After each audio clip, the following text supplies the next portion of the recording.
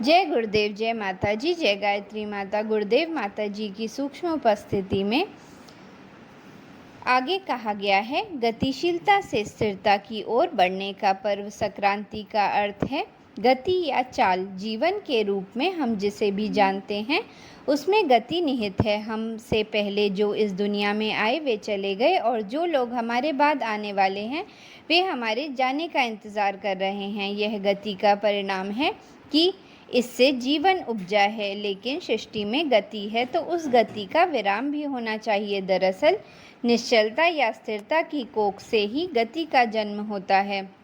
स्थिरता की कोख से ही गति का जन्म होता है, लेकिन गति एक निश्चित बिंदु या सीमा तक ही अच्छी लगती है। पृथ्वी बेहद सौम्य और खूबसूरत तरीके से घूम रही है।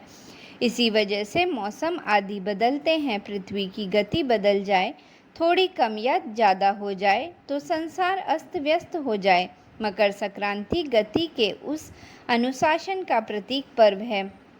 संक्रांति का अर्थ है सम्यक बदलाव। बाहर राशियों या हिस्सों में बटे ग्रह नक्षत्रों और तारामंडलों में तेजी से बदलाव होते रहते हैं।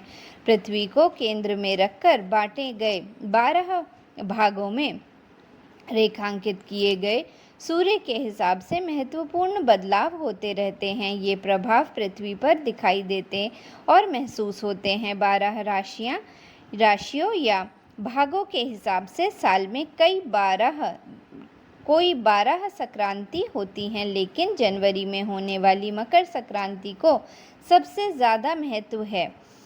संक्रांति का मतलब पृथ्वी की गतिशीलता और जीवन के उस पर निर्भर रहने के बारे में बताना, संक्रांतिक करना है।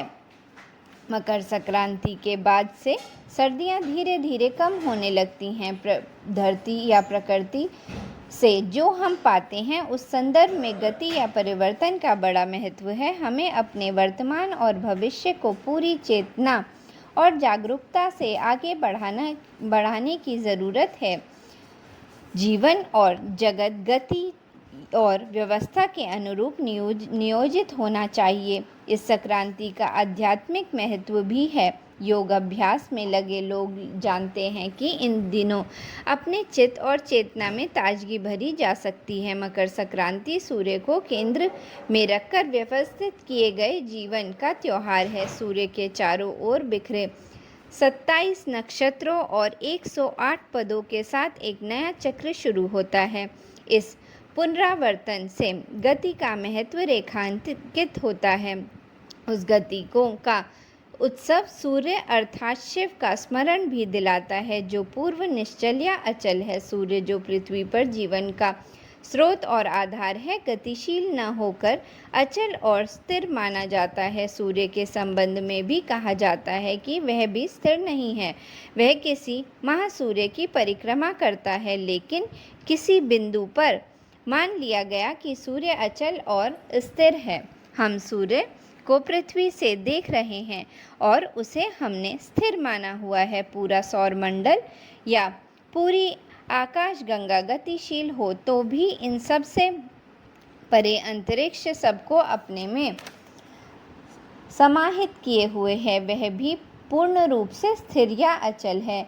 इस अविचल स्थिर बिंदु की तलाश पूरी होने पर जीवन खिल उठता है, उसे अपना लक्ष्य मिल जाता है। जीवन की गतिशीलता का संकेत भी यही है। गति के केंद्र में स्थिरता होती है, उसी प्रकार जीवन का केंद्र भी पूर्ण स्थिर है। अतः हमें गतिशीलता से स्थिरता की ओर यात्रा करनी चाहिए। यही मकर संक्रांति का रहस्य है।